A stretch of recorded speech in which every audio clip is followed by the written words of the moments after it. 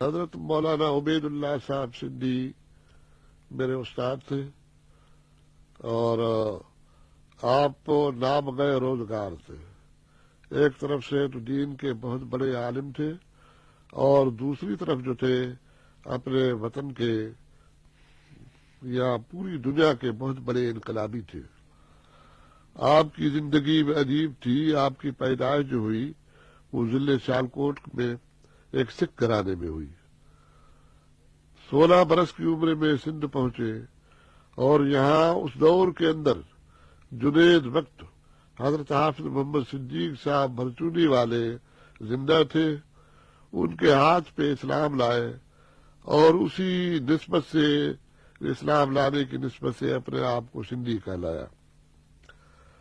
اس کے بعد آپ حضرت حافظ صاحب کے مشورے سے دیوبند چلے گئے۔ 3 برس کی قلیل مدت میں انہوں نے پورے علوم اسلامیہ کو حاصل کیا۔ اس 3 برس کی گویا مدت میں آپ نے فلسفے کے لیے خیر آباد بھی پہنچے، کیونکہ خیر آباد جو ہے پورے ہندوستان میں فلسفے اور منطق کے لحاظ سے بہت بڑا مرکز تھا۔ حضرت مولانا فضل خیر آبادی معقول کے امام مانے جاتے تھے۔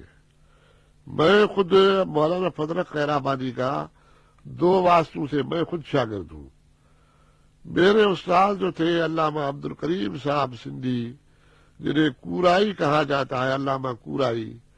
کور ایک قصبہ ہے کمبر تعلقے میں، وہاں خلافت کے دور میں ایک مدرسہ قائم ہوا تھا۔ اس میں میرے استاد پڑھاتے تھے، اس نسبت سے علامہ کورائی کہلائے۔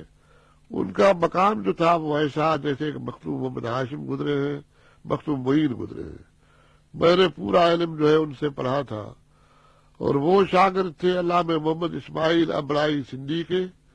علامہ محمد اسماعیل بڑے معمر تھے، انہوں نے 7 برس مولانا فضل خیر آبادی سے پڑھا۔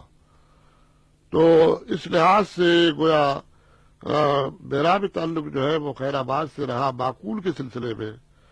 تو حضرت مولانا نے معقول کی کتابیں خیر آباد میں چند مہینوں میں وہ ختم کر دی، پھر دیوبند میں واپس آ گئے۔ 1308 میں فارغ ہونے کے بعد آپ سندھ تشریف لائے، اور ان کے جو شیخ تھے، مرشد تھے حضرت حافظ صاحب، وہ فوت ہو چکے تھے اس سے کچھ پہلے 4-5 مہینے۔ وہاں حضرت مولانا تاج محمود امروٹی صاحب، جو حضرت حافظ صاحب کے خلفاء میں سے تھے، وہ آئے ہوئے تھے۔ انہوں نے حضرت مولانا عبید اللہ صاحب کو اپنے گاؤں میں لے آئے امروٹ میں، وہاں ایک مدرسہ قائم کیا۔ 7 برس تک ہمارے استاد مولانا عبید اللہ صاحب سندھی وہاں پڑھاتے رہے۔ اسی اسنا میں یعنی وہ آزادی وطن کے سلسلے میں بھی کام کرتے رہے۔ اس کے بعد پھر پیر جھنڈوں میں آئے، اور پیر جھنڈوں میں کافی عرصہ پڑھایا، لیکن پیر جھنڈوں میں پڑھانے کے زمانے میں انہوں نے حجت اللہ البالغہ اور قرآن مجید جو ہے وہ انقلابی رنگ میں پڑھانا شروع کیا۔ اس کا اثر یہ ہوا کہ یہاں اس خطے کے اندر یعنی انقلاب کے سلسلے میں اور سامراج کے خلاف جیسے ایک آگ لگ جائے، اس طرح لوگوں میں جوش اور جذبہ پیدا ہوا۔ تو اس کو دیکھ کر انگریزوں نے اس مدرسے کو یعنی بند کر دیا، پیر جھنڈے کے مدرسے کو۔ حضرت شیخ الہند مولانا محمود الحسن صاحب میرے استاد کے استاد تھے، انہوں نے مولانا صاحب کو دیوبند بلایا۔ اسی طرح وہاں کام کرتے رہے۔ پھر وہاں سے بھی کچھ اختلافات کی بنا پر دہلی چلے گئے۔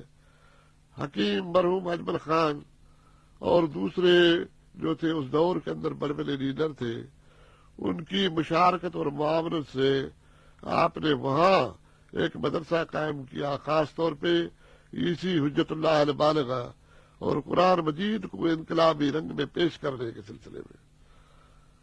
اور آپ نے ایک ایسی تحریک بھی چلائی تھی کہ ایک دن ایسا آنے والا تھا کہ پورے ہندوستان میں بغاوت کی آگ بھڑک اٹھتی تھی، لیکن اس کی خبر پہلے ہی حکومت کو پڑ گئی، اور حکومت کی طرف سے اعلان ہوا کہ مولانا عبید اللہ کو کوئی زندہ پکڑ کر یا اس کو مار کر اس کا جو ہے سر وہ لے آئے تو اس کو اتنے ہزار انعام ملے گا۔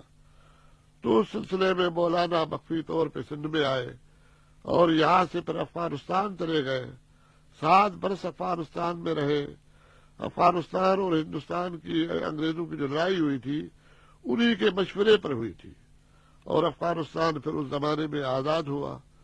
اس کے بعد آپ ماسکو چلے گئے، 7 مہینے رشیا میں رہے، پھر ترکی گئے، 4 سال ترکی میں رہے، اور ترکی کے بعد آپ پھر عرب چلے گئے، مکے میں زندگی گزاری۔